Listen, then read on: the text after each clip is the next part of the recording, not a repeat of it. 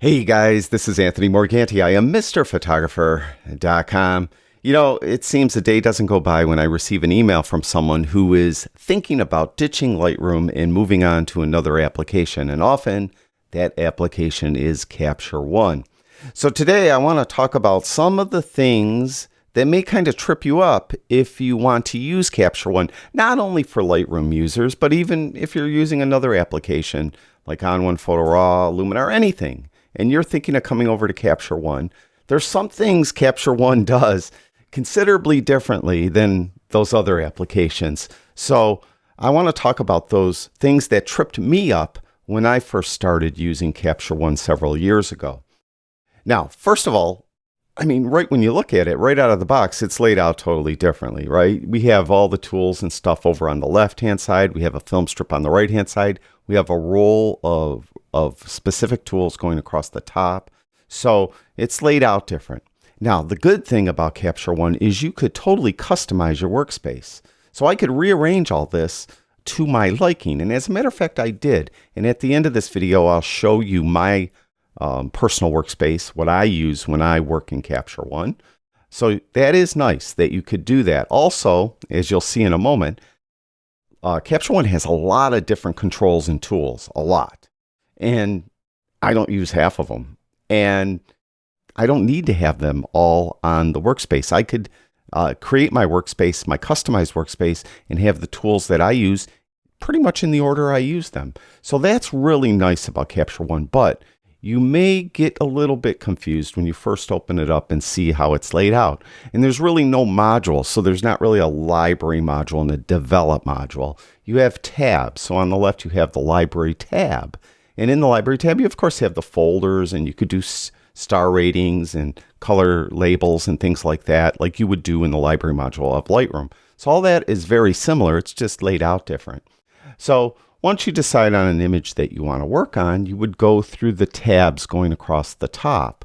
Now, they're not really in the order, though, that you might use them. That's why it's nice to customize the workspace. And by the way, I did create a video demonstrating how to customize the workspace. I'll have that video linked in the description below this video. As a matter of fact, I did an entire series on an earlier version of Capture One where I went through how to use it, from episode 1, I think maybe to episode 12, something like that. I went through, all the ins and outs of using Capture One. That was one of the most little watch series I've ever done. Like, no one watched it. So I'm not sure I'll ever do a series on Capture One again. It's just not that popular, at least not yet. But let me know your thoughts in the comments below. Let me know if a series is something you'd like, or thoughts on how I could present Capture One for people that might be interested in it. Now, to continue, as we go across, you can see the next has this little camera icon. That's called the Capture tab. And when we click on that, this is for tethering mainly.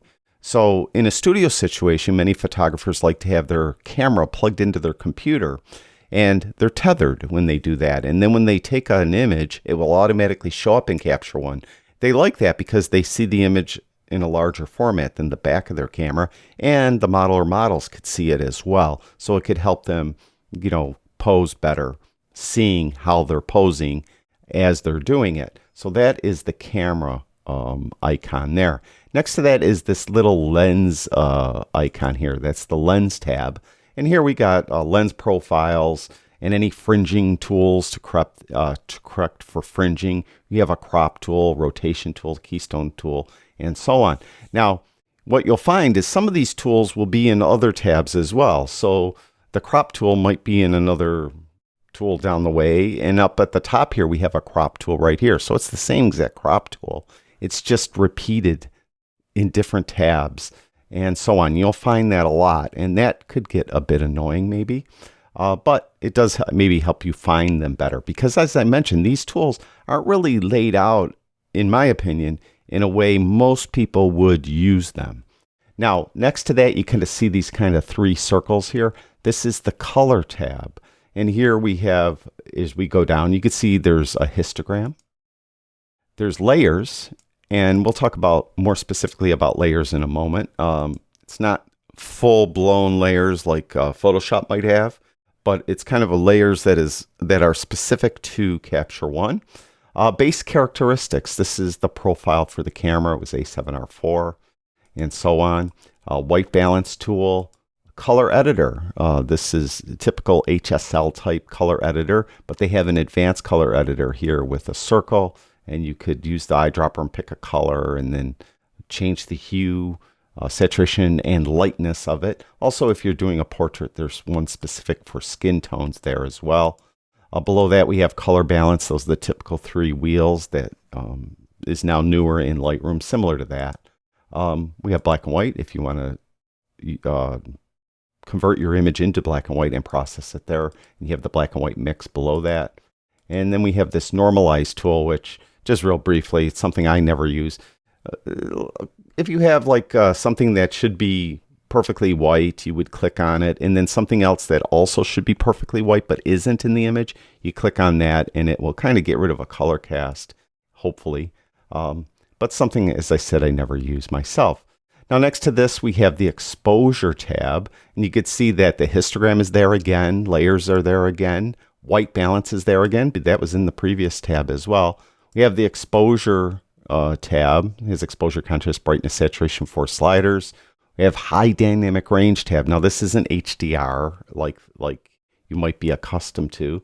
This is just the highlight, shadows, whites, and black sliders. They're there. We have a clarity tab. We have a dehaze tab. Levels, which is, if you're familiar with Photoshop, is common in Photoshop and other applications as well. Curves. And vignette tab, if you want to add a vignette to the image or remove a vignette from the image, more accurately in Capture One. Then we have this details tab, and you can see that there's a navigator window, there's layers again. There's a focus, sharpening, noise reduction. You could add grain, spot removal, and so on. So you can see, and there we go. Now we have styles and presets, similar type things that you would have in most applications. You could add a preset, do a style, specific style they call it. Information about the camera, the metadata is under the I tab. And then the gear tab, you have these process recipes. And this could be really confusing. Basically, how are you going to export the image? You have these different recipes. You could do TIFF 8-bit as one recipe, TIFF 16-bit as another, JPEG as another, and so on. And where are you going to send it to? And your recipe, your export recipe could be very specific of how you're exporting the image and what file format, what bit depth, where it's going to be saved, and whatnot. So that's that last tab. So you can see these tabs have a lot of stuff on it, and probably a lot of stuff most of us don't use, and a lot of the stuff is repeated. Now, one thing also that tripped me up about it a little bit, and this is a minor thing, like if I click on a tool up here, let's say that I straighten the image. So I click the straightening tool, right? And I do straightening to it, that tool stays active. I have to go and like click on the little arrow tool to turn it off. I don't know why that always bothered me, but it always bugged me more often when I was doing either clone or masking. And that is done on its own layer. And this is where it gets kind of crazy. To me, at least, I couldn't get it through my hard head. First of all, let's say I wanted to clone, or I wanted to do a heal mask, right? If I click on here and long press, you can see that draw healing mask. So that is active. But when I go to do it, let's say right here, let's say I get rid of this rock right here, and it does it. It like Lightroom, it samples another area, so I have to move it. But you can see that it's on its own layer. It's on the heal layer. All right, so you can see how it's on its own layer.